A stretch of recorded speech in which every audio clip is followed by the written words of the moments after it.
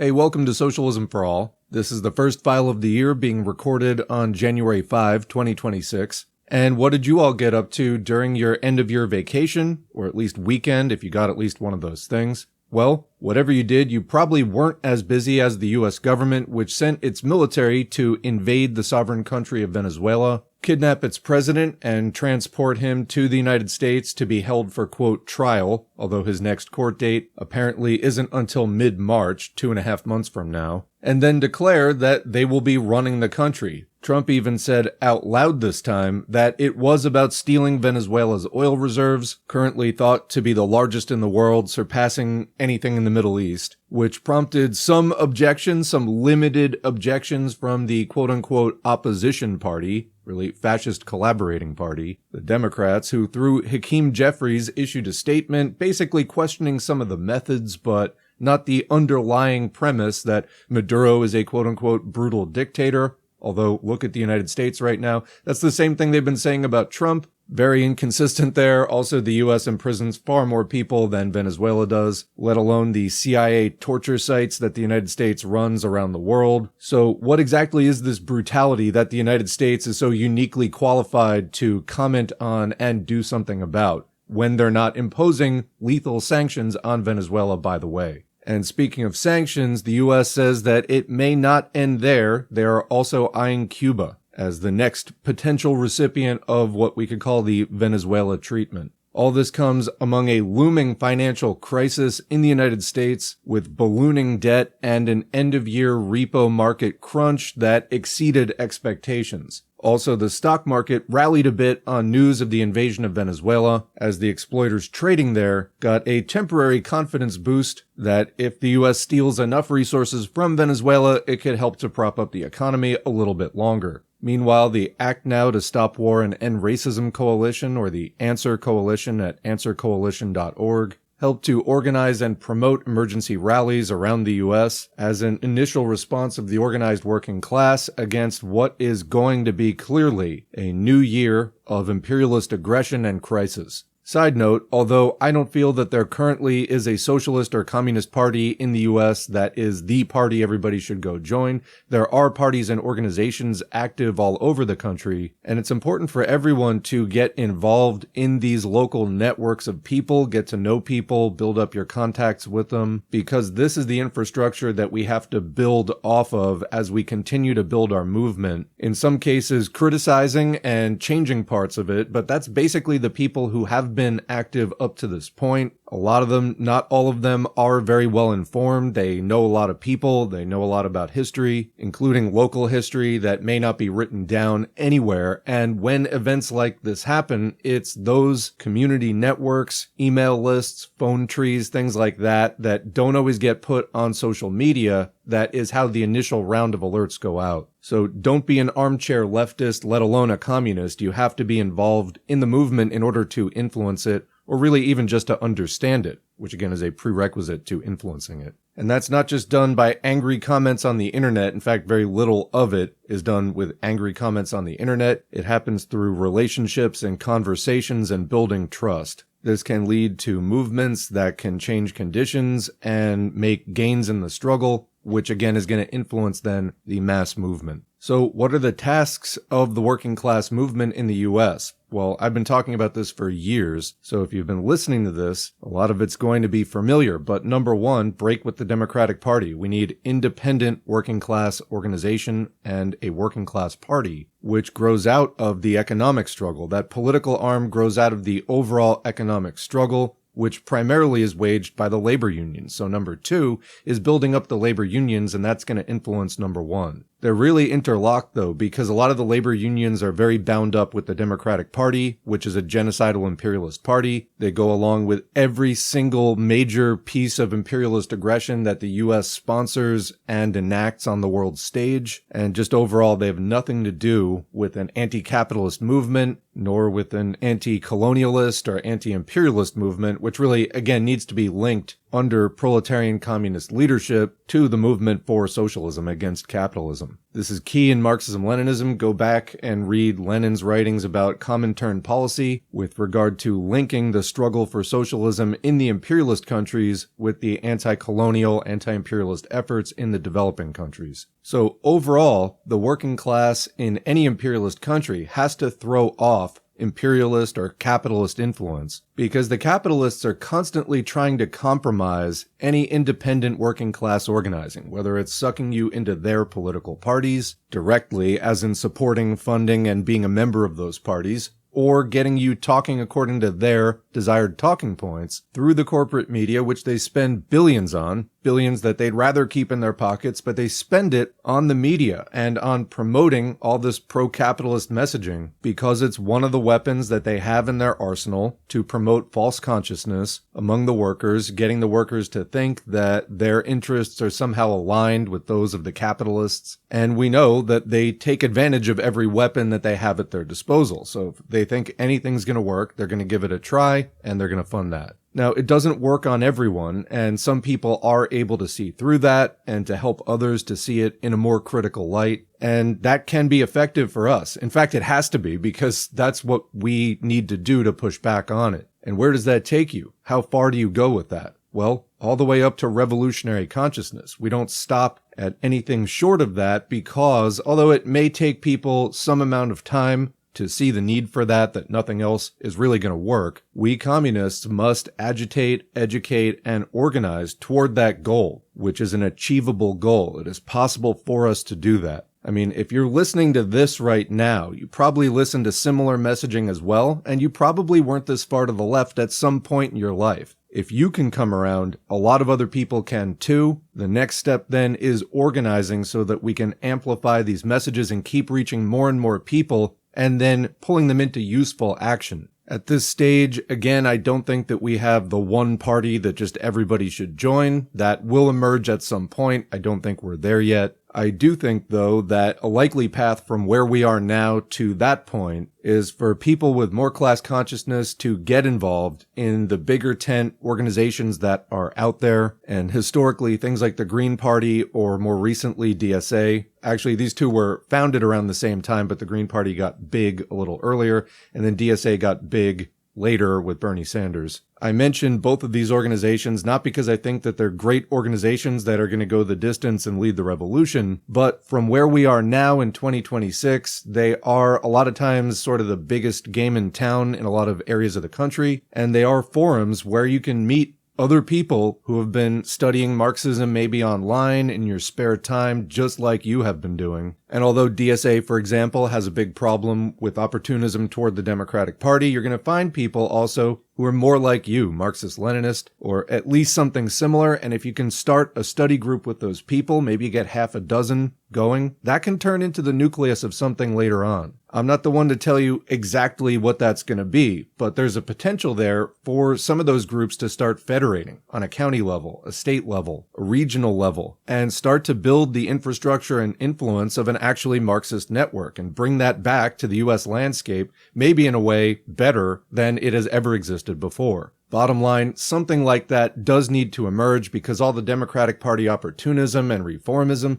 is just going to lead us in circles. That's the whole history of social democracy. And let me be clear, this can be done, and it must be done the world over, including in the advanced monopoly capitalist or imperialist countries. There is a kind of doomerism that has become trendy in recent years, calling itself third worldism. It can be found in a lot of left spaces, and I am aware that specifically there is an overlap between this audience, which listens to at least some extent to the anti-revisionist Marxist-Leninist message of socialism for all, and which also listens regularly to outlets which promote third worldism. But those are not compatible messages, and the third worldism needs to be rejected and overcome. So in addition to the rest of this message and the tasks stated and implied in it, here's an appeal in 2026 for you, the listener, to stop being a third worldist mope and start fighting to build effective opposition to opportunism and revisionism in your parties and organizations. There are material reasons why imperialism is bad overall for US, UK, EU, etc. workers, and we, communists, have to articulate them while building a movement for socialism. Basically, it's this. Marxists consider both objective and subjective conditions when assessing revolutionary prospects. Objective conditions are things like class relations, economic development, and historical circumstances. Subjective conditions are attitudes toward them. So in this category, we would put things like class consciousness and willingness to organize. As advanced monopoly capitalism or imperialism decays, which is what it does, remember that capitalism cannot develop further past this point. The next stage of development is socialism, and it takes a revolution to bring it in. As that decays, crises continuously arise which create openings in the objective conditions for revolution.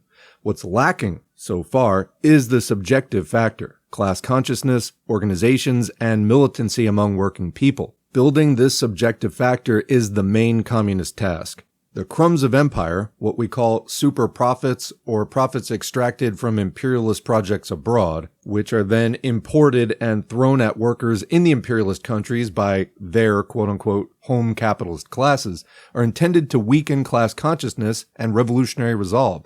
But that doesn't have to be the result. Workers can still have solidarity and keep working towards socialism despite these limited efforts to buy us off. And the key to that is that communist agitation, propaganda, education efforts must show how empire holds us back, even materially. For example, something like, what can a socialist society offer that an imperialist one can't? Well, guaranteed housing, no homelessness. Guaranteed jobs, no unemployment. Guaranteed education, no illiteracy, and a greater appreciation and understanding of the world around you. Guaranteed medical care, no unnecessary deaths. And an end to militarism, racism, sexism, and all other forms of bigotry and oppression that are poisoning our society and making it harder and harder mentally and emotionally to exist in this country. And that's on top of the basic alienation, which affects your everyday mood and attitude, and the overall gas in the tank that you have emotionally to relate to friends and family and other people you care about, which comes from working for a capitalist and making all of these goods and services, which are then turned into capital and basically used against you. So there's a lot that is only available in socialism, and the capitalists might try to bribe us with this or that, but the point for us as communists is to show how no matter what they bribe us with, socialism still offers more. And it offers real freedom and security that capitalists can never offer. Even their most generous bribes are still going to be in an overall social context of, well, basically fascism at this point. Capitalism can't really offer anything else. And honestly, it doesn't even seem like they are trying to offer that many concessions, and they may not even be able to at this point. You know, this isn't the 20s and 30s and 40s anymore. It isn't even the 50s or 60s. We've gone through the crisis of the 70s and gone into neoliberalism. Why did they do that? Why did they start pulling back those concessions? Well, one, they thought they could get away with it, but the overarching factor is the rate of profit has declined so much that they essentially had to, and they're going to have to keep taking more and more desperate action, as we can see from the United States kicking off 2026 with actual mass-scale violence and more threatened future mass-scale violence. And although that is being directed against other countries in the most immediate sense, all of it comes back home. That's the overall culture that the countries launching that violence are steeped in, and that bleeds into the police state. And that directly affects how safe you feel walking the streets of your town or city. And it creates military surplus that ends up in the hands of the police. And who are they going to use that against? They're going to use it against you. So the working class of all countries, including imperialist countries, has a direct material interest in ending that violence and ending imperialism. And the only way to do that is to end capitalism itself, because that is synonymous. Imperialism is advanced monopoly capitalism. This is how it behaves. It can't behave any differently than that. It's been decaying into fascism to protect itself against a socialist revolution for more than a century now. And it can't be made magically to turn back into its previous form of ascending capitalism that was promising all these freedoms to people as we came out of the preceding feudal period. What the capitalists basically did there was they said, hey, we're going to be better than the king. We're going to free the society from all the restraints of feudalism. And they did free the society from some of the restraints, but mostly they consolidated the ownership of the most important rights in their own hands in support of their narrow class interests of exploiting the majority of the population and creating a large working class who would work for them and make capital for them to make them richer. And that's where we are. And it's just decaying into fascism because that's what it does. And if you want a detailed breakdown on that, we have a great audiobook from 1935 because the dynamics have not changed in this scenario. And it's called Fascism and Social Revolution by a guy called Dutt. I highly recommend that to anybody who wants a detailed breakdown of the mechanics underlying fascism from the point of view of decaying capitalism, trying to prevent against social and even technological progress in order to preserve their own narrow class interests and to preserve capitalism. So they are holding the whole world back. They're holding our future hostage, a future that could have a cooperative, high-tech economy that would benefit everyone without these parasites taking most of the benefits for themselves.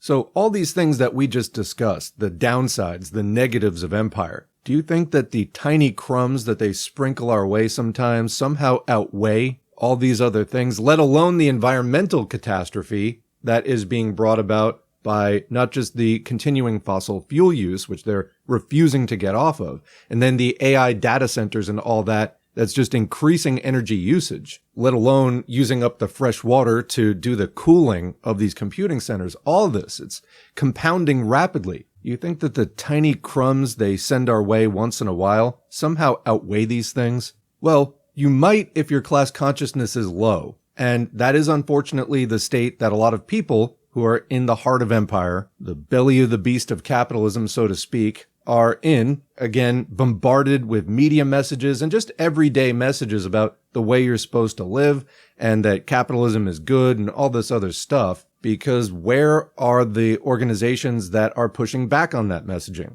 Well, the Democratic Party is supposedly the opposition party, but it's actually in line with those things.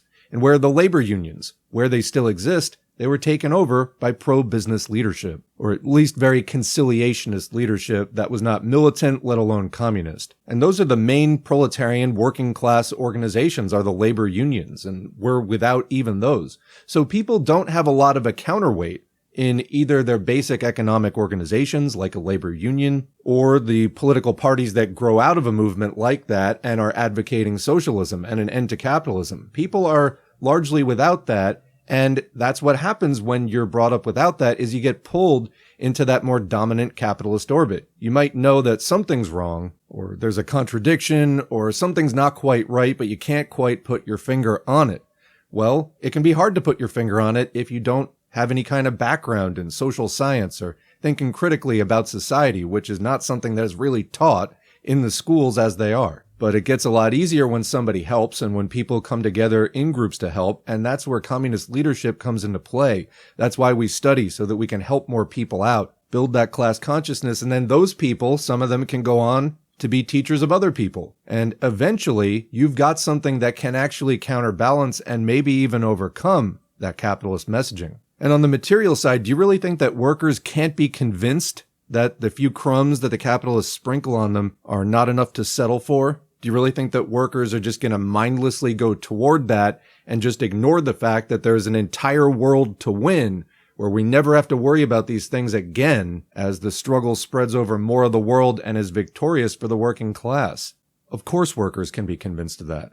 People don't like being lied to. People don't like being cheated. And if you can point out to them that they're being lied to and cheated, that goes a long way towards building the resolve that we're going to need to launch and win this fight in the most sustained and stubborn way. And if you listening to this don't believe that the working class can be helped to recognize the crumbs that are thrown our way as the paltry bribe that they are, that the working class can't be made to recognize the bigotry that they've been taught and that's been fomented in them as self-destructive and as a hindrance to keep them from taking the capitalists out of power, then what are you even doing? It's not communist work, because that's the main thing that we do. So this doomerism that some of you have internalized really has to be rejected and overcome. And that's the imperialist countries. Meanwhile, we've been told by third worldism that all the revolutionary momentum, all the revolutionary potential is to be found in the developing world. Now, it's true that in the 20th century, we saw more revolutions around the fringes of empire, where imperialism was weaker, which often amounted to some form of a bourgeois revolution, really underdeveloped capitalism, being hijacked by a communist party to guide that development under proletarian leadership and to build socialism out of that, rather than a revolution in a very developed capitalist country with a strong bourgeoisie. For example, England, France, the United States, etc. Although there were close calls in a number of countries, and half of Germany did go socialist. However, if we compare the period, for example, 1940 to 1980 to 1980 to today, even the developing world has not produced many revolutions at all. So there is clearly a missing ingredient here. For my money, and this is what you're going to get out of this channel, I think Lenin was correct, and the solution to moving things forward is continuing to apply anti-revisionist Marxism-Leninism as the foundation for our strategies and tactics moving forward. If you'd like to study that with us here at Socialism for All, go to the Home tab on the YouTube channel, then scroll down just a little bit to the recommended reading lists, particularly the basic Marxism-Leninism study guide, and those will give you a jumping-off point for the rest of your studies. In closing, here's to continuing to lay the foundations for a fighting communist movement in 2026 and beyond. Best wishes for a happy new year to all those comrades who made it this far, and we remember and keep in our thoughts those who haven't. Thanks for listening, and thanks to the current patrons and Buy Me a Coffee supporters whose names are on the screen, and we'll see you in the next video.